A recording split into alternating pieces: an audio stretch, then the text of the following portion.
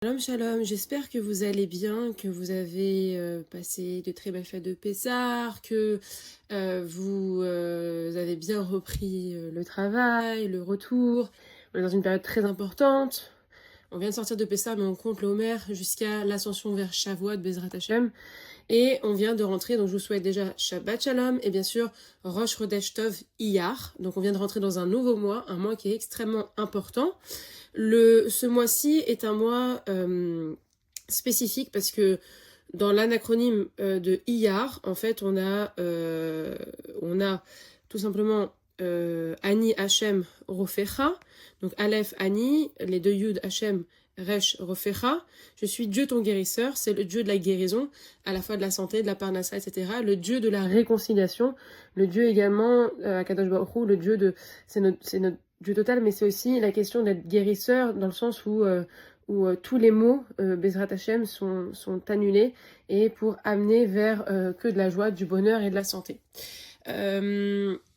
Donc pour cette paracha, nous allons, pour la paracha de cette semaine, nous allons en fait tout simplement étudier pour Tazria Metzora, qui est la Shabbat Rosh Chodesh. Donc il y aura des prières spécifiques.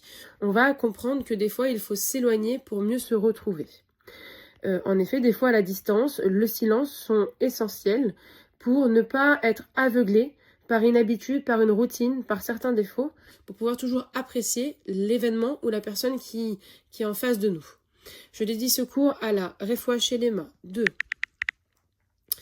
Hubert Avram Ben Esther, Félix Raïm Ben Leb, Sylvain Yoshua Ben Julie, Bouli Avram Ben Rossa, Yosef Bachana, Chai Ben Raphaël Yehuda, Eliaou Ben Sultana, Fortuné Bat Romsa, Shoshana Bat Ureida, Simcha Bat Rana, Nuna Bat Simcha, Vered Bat Shoshana, Shagal Bat Esther, Simcha Bat Rachel, David Ben Rachel, Viviane Bat Emma, Siman Esther Lévi, Denis Hana Perez, Rachel Bat Phoebe. De Bon Yeladim pour Sarah Simcha Bracha Bat Rachel. Nishmat Eliaou Ben Meya, Yarav Yosef Aloul Ben David, Gabriel Berda Ben Yedaouda Verachel, Chaim Douyet Bar Madeleine, Dan El Kayam, Avram Ben David, Félix Ben Nissim Eugénie, Aaron Shmuel Ben Shimon Vefreida, Shlomo Alevi, Sacha David Chaim Barud Avraham, Yehuda Ben Mesaouda, Mazantov Biton Bat Soleika, Sylvie Elise Vidal Barouk Bat Sarah, Urida Bat Esther Alevi Les Bet Dod, Rachamim Dod Bar Mesaouda, Chana Bat Julie Tayeb de Betakoen, Yitzhak Barouda Verachamim et Rav David Akoen Bachomsa. Lydia Mesaouda Bat Esther, Marcel Léa Bat Mesaouda, Chaya Janine Chana Bat Esther, Janine Lou Bat Rivka Venissim, Yvonne Mesaouda Bat Joséphine Flecha, Linda Esther Bat Kamuna, Chaya Bat Perla, Touvia Bat Yedele et tous ceux qui sont partis depuis le 7 octobre. Également, un bon zivou pour Ayala Batia Adassa Basimcha, Vered Bachoshana, Anaël Batsipora Rachel, Eleana Bat Nathalie. Et voilà. Et puis bien sûr, je dédie secours à tous nos Chayalim qui sont actuellement au front, qu'Akadosh Baruch Hu les protège et qu'il y ait la victoire d'Israël totale. Amen, ve Amen. Donc, pour ce cours, donc, nous allons plutôt nous intéresser à Metzora, qui parle en fait, qui commence avec la tsaraat, c'est une maladie de peau qui était connue à l'époque du Temple, qui était provoquée par la médisance. C'est-à-dire que lorsqu'on parlait de mal de quelqu'un, lorsqu'on critiquait, lorsqu'on avait une mauvaise pensée, etc., il y avait une tache, une maladie spirituelle en fait qui sortait, tsaraat, et la personne elle devait être mise en quarantaine, s'isoler, et à l'issue de cet isolement, cette personne venait naturellement à se remettre en question et à ne plus médire. Aujourd'hui, on va dire, ouais, mais la shonara, c'est quelque chose qui est devenu habituel. Oui et non, ça dépend. C'est-à-dire que préserver ses yeux et préserver sa bouche est extrêmement important. On dit qu'il y a deux choses qui sont très mauvaises dans ce monde, c'est la shonara et l'ainara. C'est-à-dire porter l'œil sur quelqu'un ou porter de mauvaises paroles sur quelqu'un. Et ne pas critiquer, même pas la question de critiquer, mais ne pas avoir comment dirais-je, une naissance de médisance ou de rigolade envers quelqu'un. On sait très bien que ça n'est pas la qualité de tout le monde et qu'il faut vraiment se travailler sur ça. Parfois on a l'impression des fois que ça libère, mais en vérité c'est très grave parce que des fois en fait des fois ça peut être des critiques véritables sur le défaut d'une personne, mais c'est encore pire en fait. Et en fait, à force de voir ça, on va voir le défaut de la personne et on va avoir du mal en fait à à la voir autrement ou à la voir comme on la voyait au départ, sans vraiment plus ou moins la connaître, avec on va dire, un esprit plus naïf. Et aussi, autre élément, c'est que des fois, entre copains, copines, etc., vous allez parler de votre entourage, de votre épouse, de votre époux, de vos enfants. Et plus on parle d'un problème relationnel avec quelqu'un, plus ce problème prend des proportions importantes et plus la relation nous pèse. Et donc, du coup, pour revenir à quelque chose de positif, c'est extrêmement compliqué. Et des fois, la solitude, c'est le meilleur remède contre la médisance. Pourquoi? Parce qu'on se retrouve seul, parce qu'on est face à soi-même, parce qu'on peut reconsidérer les choses, parce qu'on peut reconsidérer nos proches. Et des fois, il vaut mieux garder pour soi certaines choses que de les exposer ou malheureusement, de les partager à une oreille plus ou moins malveillante. Donc, des fois, à force de fréquenter des personnes, à force de les voir tous les jours, bien, on a plus on est habitué à ce qu'ils sont et on ne voit plus vraiment chacune de leurs qualités et chacun des éléments qu'ils peuvent nous apporter. C'est comme par exemple quand une personne elle décède, il y a des gens qui nous font rire, il y a des gens qui par leur présence, même des fois de manière très subtile, c'est-à-dire de manière très humble ou qu'on ne remarque pas, ils sont toujours présents là et ils nous apportent du bonheur. Et quand malheureusement ils partent, et ben on se rend compte de tous les bienfaits, de toutes les qualités, de toute la place que la personne occupait dans nos vies. Et on se dit, ah mais c'est tellement dommage que cette personne n'est plus là, elle est extraordinaire, elle nous manque énormément. Et c'est ça exactement cette paracha, c'est que des fois la proximité nous rend aveugles des qualités de l'autre. Pour certaines personnes, au contraire, la proximité va permettre de pouvoir aimer encore plus la personne ou d'aimer encore plus la situation et voilà, de voir positivement. Normalement, c'est une obligation de voir les qualités d'une personne et vraiment de mettre de côté ses défauts et de les considérer sous un meilleur jour. Mais ensuite, il y a un autre élément qui est abordé dans cette paracha et on peut se dire, il n'y a pas forcément de lien. Et pourtant, le lien est là, c'est la question de la nida. On va me dire, mais quel rapport?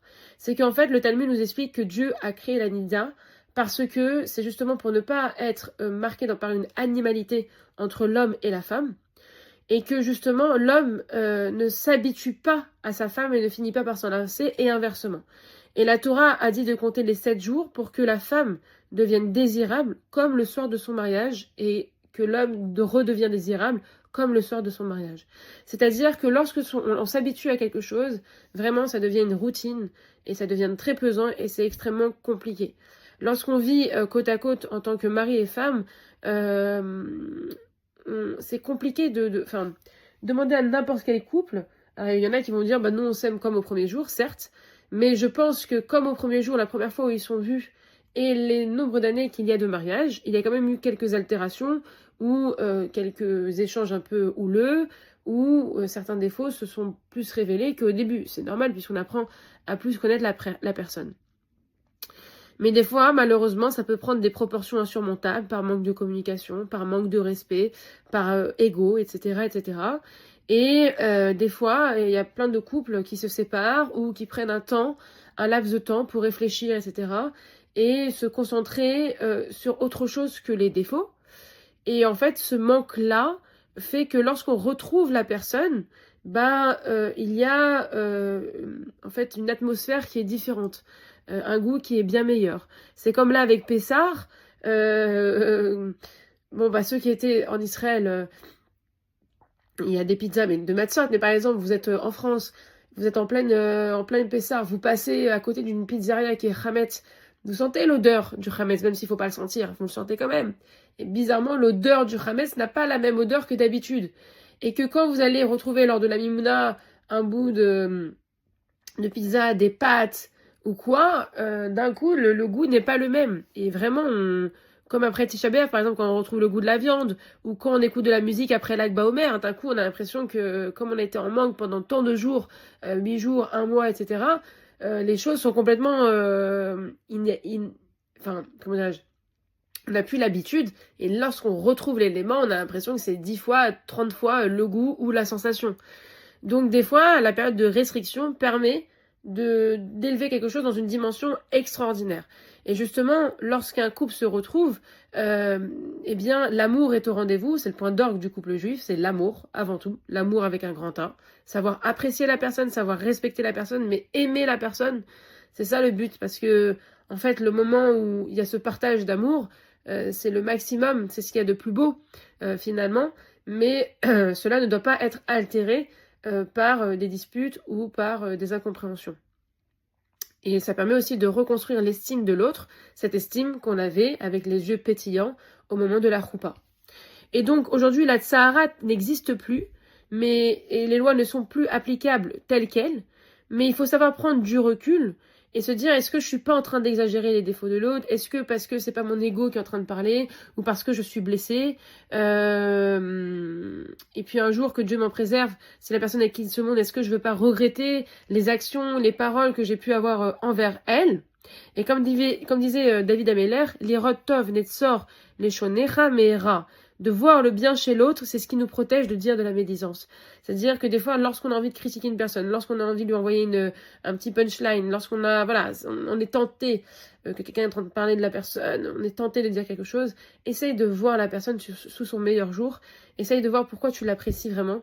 Est-ce que cet instant, tu mérites, est-ce que c'est nécessaire de se pourrir la bouche, de s'abîmer la bouche, de s'abîmer l'âme, parce que pour satisfaire en fait un ego et ce côté on va dire entre le bien et le mal, ce côté négatif, ce petit démon qui veut que on tombe à ce moment-là. Et il faut apprendre aussi que nos paroles sont aussi importantes que notre regard, que la parole elle peut être constructive comme destructrice. Et en fait, lorsqu'on parle mal d'une personne, ça peut avoir des conséquences graves pour la personne, mais aussi pour notre âme, on l'abîme, on l'entache. Donc on puisse toujours avoir le mérite d'apprécier le bien chez nos proches, pour chaque âme et tous ceux qui nous entourent. Je vous souhaite Shabbat Shalom et Rosh Chodesh Tov, que des bonnes choses.